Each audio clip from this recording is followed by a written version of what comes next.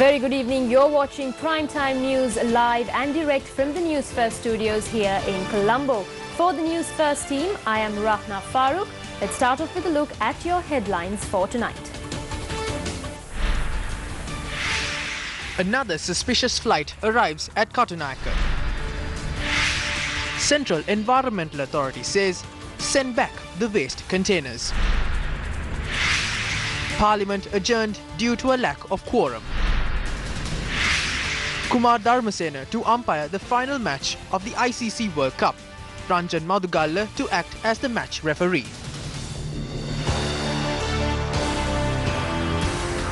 The Acquisition and Cross-Servicing Agreement, or the ACSA agreement, and attempts to use Sri Lanka as a US military supply hub have received considerable attention these days. Against such a backdrop, an American cargo plane landed at the Bandaranaike International Airport this morning. The McDonnell Douglas 11 aircraft belonging to the Western Global Airline, a cargo carrier, reached the Katunayake International Airport at 3:47 this morning. Made in the United States, it is a large cargo aircraft capable of flying long distances. The WGN 1710 aircraft arrived at the airport from Bahrain. The aircraft had travelled to Bahrain from Frankfurt, Germany. When observing the flight patterns of this aircraft, it was clear that this aircraft had earlier flown to US bases in several countries in recent days. The aircraft had recently flown to Qatar Air Base on the 5th of July and Catania Air Base in Italy on the 2nd of July. In addition, the aircraft had also flown mostly to US bases or military installations in other cities in the recent past. Western Global Airlines is a member of the US Department of Defense Civil Reserve Air Fleet, which provides augmentation to the DoD airlift requirements. Therefore, it is doubtful whether the aircraft was a cargo carrier for US troops under the AXA agreement.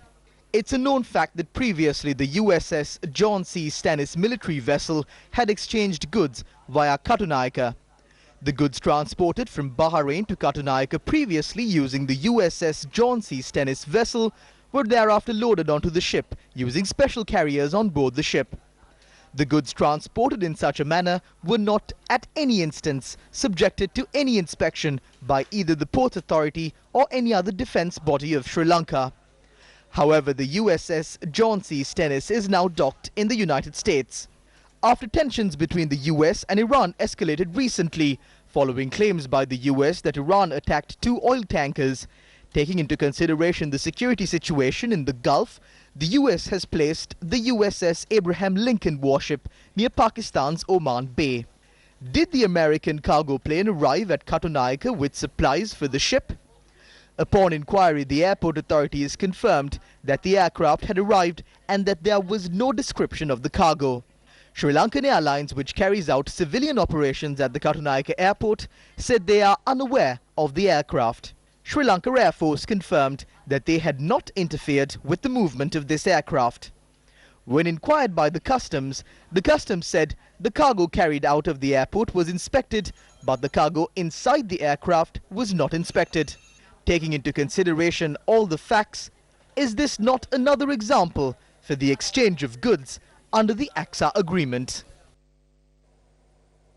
The Central Environmental Authority says the waste material brought down in the guise of mattresses from the United Kingdom is extremely hazardous.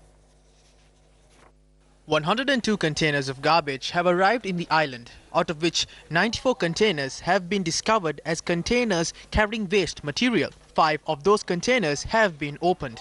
Customs said the garbage included carpets, plastics and items like polythene, larvae, dead plants, fungus and other items like bird feathers. Director of the Chemical and Hazardous Waste Management Unit of the Central Environmental Authority, Ajit Veerasundara, said the waste material brought down from the United Kingdom is hazardous and that they include garbage from hospitals. Customs said that the necessary action will be to send them back to the originated country. The Customs and the Central Environmental Authority said that waste material cannot be imported based on the Basel Convention as Sri Lanka does not have disposable facilities. We have informed the customs in written to send this waste back to its originated country. Don't think that this garbage will be dumped in our country. That will not happen. The Central Environmental Authority will not let or agree to anything that is harmful to this country. We have not agreed to anything and we never will. Speaking to News First, Customs said the waste material was imported to Sri Lanka for reprocessing activities. However, Customs added that Sri Lanka does not have the required system or the mechanism to reprocess waste material. Now, with the discovery of these 102 containers containing garbage that was brought down to Sri Lanka from the United Kingdom, News First delved a bit deep into the matter, and the revelations that were made to us were quite startling. This is an image that was rendered through Google Maps, and it's an image of within the Katunayake Free Trade Zone. Now, this little area that you can see here contains, according to reports that News First has received, contains garbage that is similar to the garbage that was found inside these 102 containers. Now, these garbage include used mattresses and garbage of a similar nature. Now, according to authorities, namely the Customs and the Central Environmental Authority, there are no provisions in Sri Lankan law to bring down garbage from foreign countries. If there are no provisions in the law, it is quite clear that this garbage has been brought down to the country illegally. And if this garbage was brought down into the country illegally, why aren't the authorities acting on this information? Shouldn't the individuals who run these companies, the responsible officials of these companies who bring down garbage from foreign countries, be brought before the law, be arrested and brought before the law? Also, we have received reports to suggest that the company involved in importing the 102 containers from the United Kingdom is closely connected to the company that is maintaining this garbage dump inside the Katunayake Free Trade Zone. The authorities continue to be silent on the matter, but News First will continue to play close watch and report to you accurate information as and when we receive. The National Movement to Protect the Colombo Port East Terminal has requested the Prime Minister to withdraw from the agreement signed to privatise the Eastern Terminal at the Colombo Port. In a letter forwarded by the movement to the Prime Minister, they request for the Eastern Terminal to be operated by the Sri Lanka Ports Authority. The letter cites the agreement entered into between the Sri Lankan government, Japan and India on the 28th of May and highlights 8 points regarding the agreement. The movement points out that handing over this terminal, which is the only terminal where large ships can dock, is a threat to national security. The letter also highlights the fact that the Sri Lankan Port Authority, which has the required skilled labour and management personnel, is capable of operating the terminal. The National Movement to Protect the Colombo Port East Terminal requires the Prime Minister to terminate this agreement that has dealt a massive blow to the economy as well as the job security of the employees at the port. The Ministry of Petroleum Resources Development convened a media briefing to respond to allegations made by a consumer organisation citing that the petrol does not contain the standard octane value. They tested the Euro 3 and 4 with the 92 octane. We don't bring down Euro 3. So we got to know that this must have been from an outlet of the Indian Oil Company. After we got to know about this, we immediately instructed to check all storage facilities. I got the report in the evening. We actually had ratings like 92.3 and 92.4. We usually obtain a test report before loading it to the ships. We obtain another sample before we unload. But anyone can distribute this from the petrol shed. There's no difference if it is IOC or the CPC. We didn't check IOC all this time because we didn't have the authority to do so. But I wrote to the IOC and said that I will do the same to their petrol sheds. He agreed to it.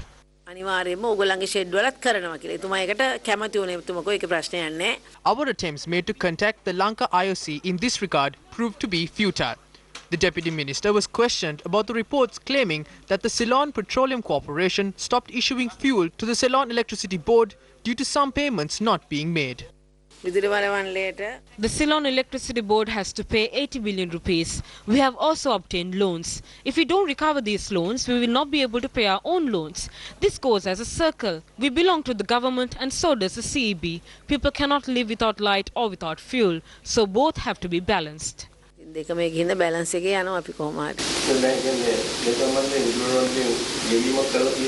ඔව් ඒක ගෙවීමක්. Yes, they made a payment last week. This is not a personal thing to create a conflict. This is a national issue. නෑ. නවත්තලා නෑ කොයි වෙලාවකවත්. එහෙම නවත්තන්න බෑනේ. විදුලිය කප්පාදු. It wasn't because of this. It didn't happen because the fuel wasn't supplied. දීම නිසා විදුලි කප්පාදුවක් කෙරුන්නේ. Recently, we uncovered a large number of financial frauds allegedly carried out by Blue Mountain under the guise of real estate. The focus is on a number of deals done with regard to the maiden 7-star apartment complex in Colombo, which was to be built by the company. Construction began for Achillean, the 7-star apartment complex in Bambalapitia, on the 19th of January 2019.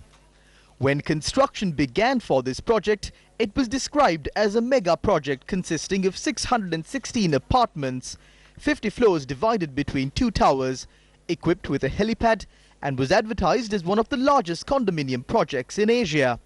Subsequently, in the year 2018, Blue Mountain entered into an agreement with a Chinese construction company, creating more trust in the project among the general public. However, it has been months since the construction of the project was halted. We attempted to contact the numbers listed for inquiries regarding the Blue Mountain's Achillean project. This was the response we got. Mobile is switched off or not in a service area. මෙම දුරකථනය ක්‍රියාවිරහිත කර හෝ ආවරණ කලාපයෙන් බැහැරව ඇත.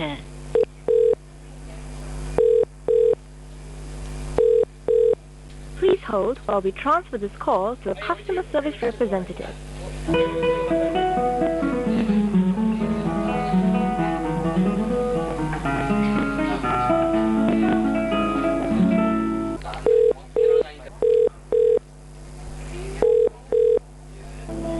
ඔබ ඇමතු අංකය භාවිතයෙන් නැත. ඔබ ඇමතු අංකය භාවිතයෙන් නැත. The luxury condominium project, which was to be constructed under a number of phases, accepted payments from buyers, and many of the buyers had paid more than 50% of the condominium's value. The total value of the money collected from the buyers is estimated at about 2 billion rupees. It has been revealed that loans for the Achillean project had also been taken from 4 banks. However, the buyers allege that no responsible officials of the company are responding to them. Allegations are also being leveled against Blue Mountain for committing large-scale financial fraud when selling off lands in many parts of the country. They had first mortgaged the lands to a bank and then sold it off to the buyers, resulting in the buyer losing both their money and the plot of land. A plot of land sold in such a manner is already being prepared to be auctioned off by a commercial bank. Generally, a bank only grants a sum of 75% of the land value when it is mortgaged to the bank. If that is the case, then is it not possible to auction off the other plots of land in question in a similar manner and use the proceeds of sale to settle the bank loans and then use the rest to reimburse the buyers? Although the regulation on land transactions are lacking, authorized commercial banks are regulated by the central bank. Therefore, is it not possible for the central bank to intervene and provide some sort of concession to the customers of Blue Mountain? Parliament was adjourned this evening due to the lack of quorum. Parliament was adjourned until the 23rd during the presentation of the adjournment motion by the opposition, making an accusation against Minister of Health Dr. Rajitha Senaratne. The government lost billions of rupees and the lives of the patients were put at risk when the drug named Herticad for cancer manufactured in Russia was procured at exorbitant prices by the National Medicines Regulatory Authority against the backdrop where 27 specialist cancer doctors had written to the procurement committee that the drug is not suitable for cancer patients. 2 years ago, a statement that was made to this chamber that the original product cost 245,000 rupees, but I will give it for 195,000 rupees. Without purchasing the medicine approved by the American FDA, these drugs are to date being purchased from Russia for a cost of 95,000 rupees. If the drugs were purchased from the prices presented by these people, the Minister of Health would have saved up to more than 1 billion rupees during the past year alone. The company known as Farmans is a representative in Sri Lanka. The owner of this Farmans organization is the brother-in-law of the chairman of the State Pharmaceutical Corporation. 200 million rupees was paid to the Neville Fernando Hospital in the guise of taking over this hospital. There is no procedure to take over this hospital. The audit report states that the minister as well as the deputy minister had used more than the approved number of vehicles, about 16 vehicles. I presented a complete report on this to the chambers. This is only an investigation into the audit report. It states that I use only 7 vehicles out of the 8 vehicles assigned to me. The Neville Fernando Teaching Hospital. We are the people who run it. If this was not taken over by the government, would it fall under the list of state institutions? Read this. It is under state institutions. It has been pawned to the Bank of Ceylon. It is on the day that the loan is being paid back that we get the ownership of it. Now this publicity that you are giving, who are speaking on your behalf? The private companies. They are the people who are funding the elections even today. The chairman of the National Medicines Regulatory Authority is Professor Asita Silva. While he was a professor for research in his division, a private-public joint company was established. The problem was raised when he was a part of this research company. This is the registration of a drug named Herdicad. This is included in the Registry of America. This has all of this. So who selected this at the Technical Assessment Committee? Was it us? No, it was Specialist Doctor on Cancer, Dr. Obesekara. Can I get a clarification from you? I agree that it was cheaper than buying from the Bauer company. Yes, I am getting there. I will explain the entire procedure. You are not letting me speak. When there are difficulties in getting medicine through a tender, and in the case of a lack of medicine, we purchase from the medicine in the market. That is known as a local purchase. When those are being purchased, if there is a new dealer that is registered, they will not be taken under local purchase. But when they come for the main tender, if they are the lowest bidder, they will be accepted. Leader of the Janata Vimukti Peramuna, Anurakumara Disanayaka, convened a media briefing at the party headquarters today. The opposition leader stated that he will vote for this from the beginning. I would like to thank him for that. But Prime Minister Ranil Wickremesinghe and opposition leader Mahinda Rajapaksa should reveal what they discussed inside a room at the second floor of the parliament. We have a doubt whether opposition leader Mahinda Rajapaksa said that UNP team who joined him didn't participate at the vote because it will risk their parliamentary seat. But MPs who went to the government from Mahinda Rajapaksa's side not vote? They opposed Mahinda Rajapaksa's decision while representing the government. The TNA did not decide whether they are going to vote or not until 4:30 in the afternoon. Ranil Wickremesinghe and Mahinda Rajapaksa had a discussion. The TNA said it cannot be assured by word and that they needed it to be done soon. A new cadre will be needed if they are forming a new division. The TNA decided to vote against when they received this letter. Parliamentarian Mahindananda Alutgamage expressed these views to the media during an event in Gampala today. The opposition had the required votes to defeat the government. However, at the last moment, the Prime Minister held discussions with TNA MPs for about 1.5 hours and gave them everything that they asked for in the North and the East in writing.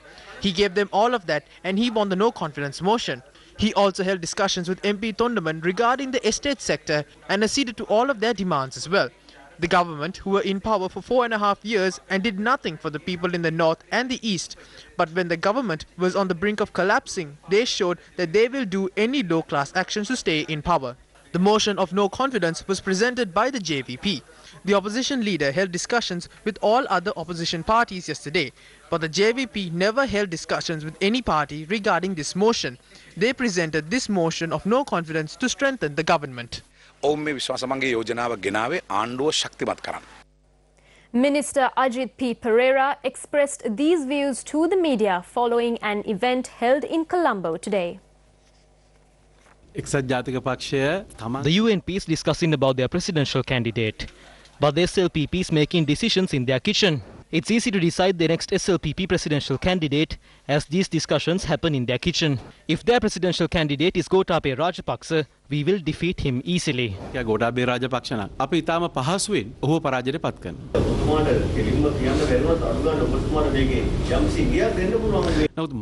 I cannot make any official statement as our parliament team and working committee have not yet decided who will become the next presidential candidate. What I say is that Sajith Premadasa should be the next presidential candidate. Sajith Premadasa මැතිතුමා තමයි අපේ පක්ෂයේ ජනාධිපති අපේක්ෂකයා විවුර්ත කියලා. The 215th village constructed under the Samata Sevana Yalipibidena Udagamana program was vested with the public in Aranakeliya Thissamharama today. Deputy Leader of the United National Party and Minister of Housing and Construction and Cultural Affairs, Sajith Premadasa, presided over the event. The village, named Senavi Rajagama, consists of 26 houses and was constructed at a cost of 23.7 million rupees. The minister inspected the houses at the newly constructed village. Presentation of land deeds and housing loans were also held in line with the event. Political deals are political agreements. If we are doing these things correctly, it must be known as a social agreement. But there are two sects that enter into this social agreement. One group enters into this social agreement in a proper manner with the general public. There are also other sorts of political deals being struck. This is where politicians go wrong. State resources are only for one family and their family tree. Another deal is being struck with friends. You must choose and decide who sings these social deals with the general public. If you make this decision properly, the future of the country is secure.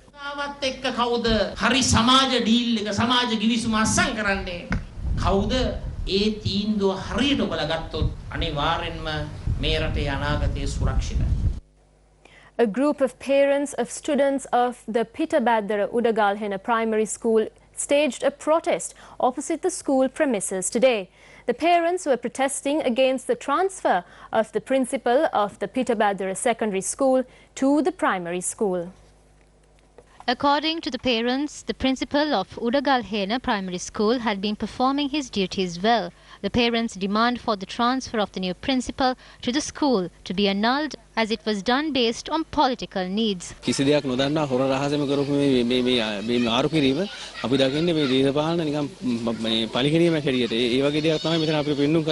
the 4th of this month, parents protested when Minister Sagla Ratnayaka attended an event at the Pitabadda Secondary School.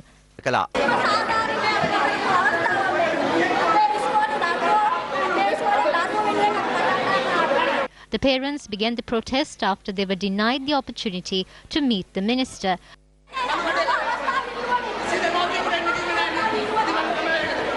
The principal transferred to the school where the protest was held today was previously the principal of the Pitabadara Secondary School.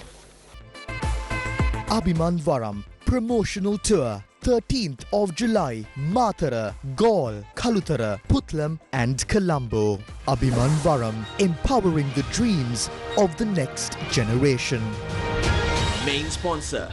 Anka Kiri, Edat, Adat, Hitat, Undamade Pamanai. Welcome back to the news. Governor of the Central Bank, Dr. Indrajit Kumaraswamy, during his visit to Jaffna today, expressed the following views regarding the proposed amendments to the Monetary Act.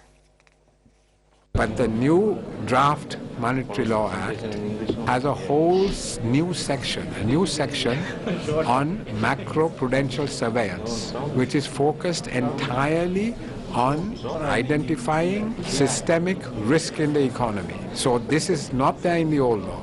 I mean, the central bank does this work, but it's not in the law. But now by law, the central bank will be required to monitor the whole system. The governor also responded to questions raised by journalists regarding the proposed construction of the economic corridors.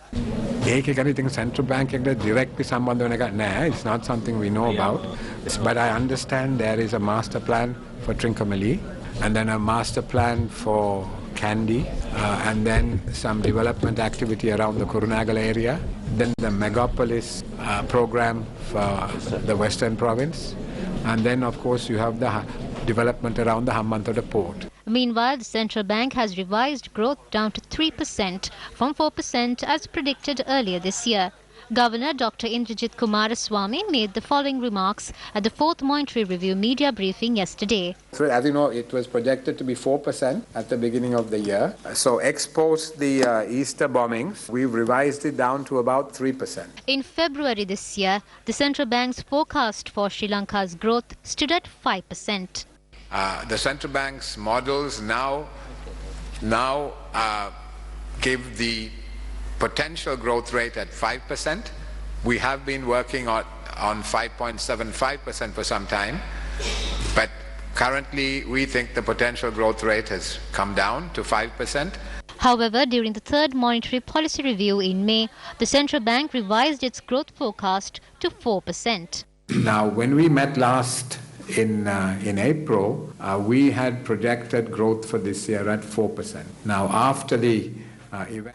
Subsequently, in less than a month, ratings agency Moody's revised Sri Lanka's growth to 2.6% for 2019. From 5% in February to 3% in July, that has been the decline of Sri Lanka's economic growth during the year clearly due to fiscal mismanagement. Now, for some additional news from the central bank, Governor Indrajit Kumaraswamy said yesterday that the 5 forensic audits regarding the issuance of bonds have started and will be completed by August or September. Joining us this evening is Faraz Shaukat Ali. Faraz, good evening. Good evening, Zenith. Now, Faraz, these forensic audits, they've taken quite a long time. What's your take on this? Well, it's especially vexatious and tiresome, and the people get a feeling that this is not going to happen, although the Governor, Dr. Indrajit Kumaraswamy, has continuously said that it will be done, and he's now obviously given an indication that it's going to be done in August, by August. This is an extremely tiresome wait. And the question that people ask is why it's taking so much of time. And Zinat, as you know, the governor has indicated that it's going to be costing 700 million rupees for these 5, presumably for these 5 forensic audits. But our sources tell us that the final price is likely to be in the region of 930 million rupees. 5 audits are being done by the one firm and 1 from another. And the cost has been so much, people say, and experts opine that it is because the central bank is going back so far into the past. In an attempt for God knows what. There is no possible rationale to look at bonds that have long expired or long matured long time ago. There has been concern, the Prime Minister said so himself in Parliament back in March 2015, that he felt that there was definite abuses and so on, and that this was very partially given and there was no impartiality, and therefore he changed the system. But during that time, if we can remember, going back, the Prime Minister is clearly speaking about the past as in during the Rajapaksa years in which Ajit Nibad Cabral was the governor. Well, that's fine if we were to go back up to that sort of time, to say 2005, because of course from 2006 onwards, the Rajapaksa government issued bonds for 5 years, 8 years, and even 30 years. And clearly, some of those will still be very much live. And there's no harm in looking into those things to find out if indeed, as the Prime Minister said, that there was some sort of fraud or some sort of departure from due process. Of course, the Prime Minister knows all about departures from due process. Now, that's the situation. There is no harm in going back into the past, but not beyond, surely not beyond 2005 into the past. We have to bear in mind that the average length of a bond has been approximately 2 years and 4 months. And so the longest would be, let's say, 3 years. It doesn't make sense, unless, of course, this is yet another attempt to filibuster and to delay a final resolution into Sri Lanka's greatest financial scam perpetrated upon the people. And, of course, we have to bear in mind always that it was the EPF that suffered the greatest single loss, which the Presidential Commission of Inquiry estimated at 8,500 million rupees. We have to bear in mind that the losses will have to include our sources say around 930 million, the central bank have said 700 million, but it will have to add all these losses, all these costs to the ultimate loss caused by the bond scam. And I think on that note, we'll take it back to Rachna here. Thank you, Faraz, for that comprehensive report. The promotional tour of the Abhiman Waram Scholarship Program, jointly powered by Anchor and the Champions Network, got underway for the 11th consecutive day today. Abhiman Waram Perakaman Charika. The promotional tour of the Abhiman Waram Scholarship Program 2019 commenced in Hambantota today. The students at the Mirijawala Mahavidyalaya in Hambantota, Ambalantara Mahavidyalaya were briefed on the program today. This team travelled to Mathura via Ambalantota Tangol today. Our team visited the Tangol Girls' School and created awareness about the scholarship program at educational institutes in the area. One team headed to Mathura while creating awareness about the program. Our Anuradhapura team visited the Walisingha Harishchandra Central College, Anuradhapura Central College, Swarnapali Girls' School, Zahira College and Anuradhapura Nivantaka Chaitya College to create awareness about the scholarship program. You can call the hotline 0777 600 040 or log on to our website www.newsfirst.lk for more information on Abhiman Waram. Abhiman Waram. And that's the wrap for Primetime News. For the News First team, I'm Rahna Farooq. Thank you for watching. Have a pleasant night.